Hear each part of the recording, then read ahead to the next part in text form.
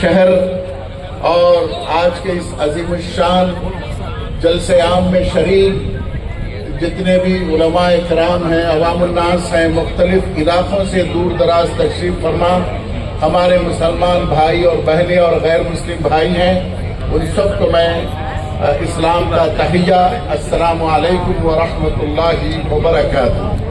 محترم حضرات، آج کا یہ اجلاس آل انڈیا مسلم پرسنل لا بورڈ کی جانب سے احتجاج کے طور پر پورے ملک میں جو مختلف اجلاس منعقد ہو رہے ہیں اسی کا ایک حصہ ہے۔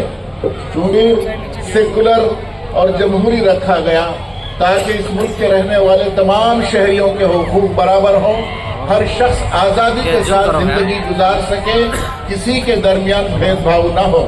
مگر موجودہ فاشسٹ حکومت جو EVM کے ذریعے چور دروازے سے حکومت پر قبضہ کی ہے، اس نے آج ہمارے اوپر مسلمانوں کے خلاف یہ وقف بل اس کو ایکٹ بنا کر مسلمانوں کی وقف کی جائیداد کو قبضہ کرنا چاہتی ہے، جو کہ سراسر ہمارے جمہوری نظام دستور کے خلاف ہے، انسانی حقوق کے خلاف ہے اور شریعت اسلامی کے خلاف ہے۔ لہذا آل انڈیا مسلم پرسنل لا بورڈ میں شریک پورے ہندوستان کے تمام مسلمانوں کی تنظیمیں لیڈر شامل ہو کر اس نئے قانون کو جو بنایا گیا ہے اس کو نامنظور کرتے ہیں، ریجیکٹ کرتے ہیں۔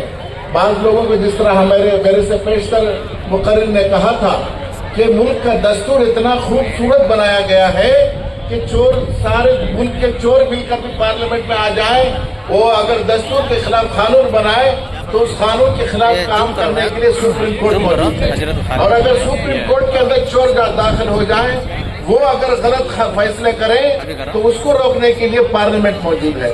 آپ کو یاد ہوگا شاہ بانو کیس کے موقع پر ہمارے ملک کی سپریم کورٹ نے شریعت میں مداخلت کرتے ہوئے اور جو ہے اس کو شریعت کے خلاف قانون پاس کیا تھا کہ جو ہے کوئی طلاق دے دے تو مرتے دم تک دوسری شادی تک بیوی کو پالنا ہے، جو شریعت کے خلاف ہے۔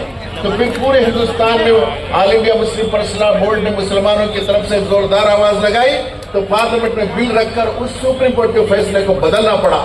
اسی طرح اب جو ہے یہ جو پارلیمنٹ نے جو غلط فیصلہ کیا ہے اس کو جو ہے ختم کرنے کے لیے سپریم کورٹ سے فیصلہ آنا ہے، یا عوام اٹھ کر یہ جمہوری ملک ہونے کے ناطے وہ دباؤ ڈال کر اس جو ہے قانون کو بدلنا ہے۔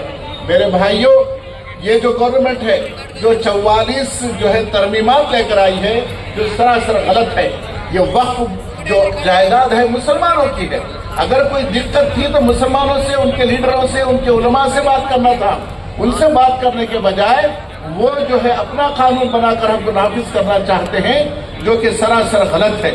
اور اس وقف بورڈ کا نام ہی چینج کر کے انہوں نے کہا کہ یہ امید کیا ہے؟ تو آپ کون ہوتے ہیں ہمارے دین کے، اسلام کے اصطلاحات کو بدلنے والے؟ تو آج آپ وقف کو آپ امید کہتے ہیں، کل ہماری نماز کو بھی آپ کہیں یوگا کہو، آئندہ نماز نہیں کہنا ہے۔ ہم مان لیں گے کیا؟ یہ بیوقوفوں کی دنیا ہے، نہیں مانیں گے۔ لہٰذا وقف ہی رہے گا۔ جو چیز اللہ کے لیے وقف کر دی جاتی ہے قیامت تک وقف رہے گی، مسجد ہو، مدرسہ ہو، قبرستان ہو، عیدگاہ ہو، درگاہ ہو، جو بھی ہو۔ لہٰذا یہ مسلمانوں کا حق ہے، مسلمانوں کو پوچھے بغیر، ان کی رائے کے بغیر کوئی تبدیلی نہیں لائی جا سکتی، اور تبدیلی لانے کا حق کسی کو نہیں ہے۔ اور اسی طرح اس ترمیمات کے ذریعے سے موجودہ ظالم حکومت، چور حکومت، اس کے اندر غیر مسلموں کو دخل دینا چاہتی ہے۔ اگر ہے تو پھر ہندوؤں کے جو وقف ہے اس میں مسلمانوں کو رکھیے، کرسچنوں کو رکھیے، دوسروں کو رکھیے، کیوں نہیں رکھتے؟ صرف مسلمان کے اوپر کیوں دباؤ ڈال رہے؟ لہٰذا اب وقت آ گیا ہے، نہ صرف مسلمان، جتنے اس ملک کی اقلیتیں ہیں اور جو ہے دلت طبقہ ہے، سب اٹھ کر جس طرح آزادی کے جو زمانے میں انگریزوں کے خلاف لڑے تھے، ان انگریزوں کے چمچے جو آج جو بیٹھے ہوئے پارلیمنٹ میں، ان کے خلاف ہم کو جنگ لڑنا پڑے گا، اور سب کو متحد ہو کر اپنے جان مال کی قربانی دے کر اس جو ہے دستور کو بھی بچانا ہے اور اپنی شریعت کو بھی بچانا ہے اور وقف کو بھی بچانا ہے۔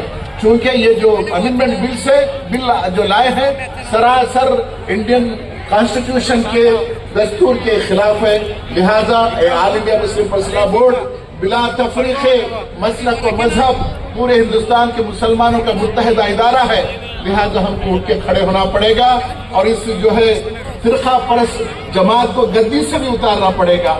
اور ہم کو اچھی طرح سوچنا چاہیے، موجودہ آندھرا کی حکومت بھی جو اس کی چمچا گیری کر کے اس بل کے حق میں روک ڈالی ہے، اور ان چندرا بابو نائیڈو کے پیچھے جو چور بیٹھے ہیں مسلمان نام کے داڑھی والے، ان کو بھی پردے کے سامنے لا کر ذلیل کرنا پڑے گا۔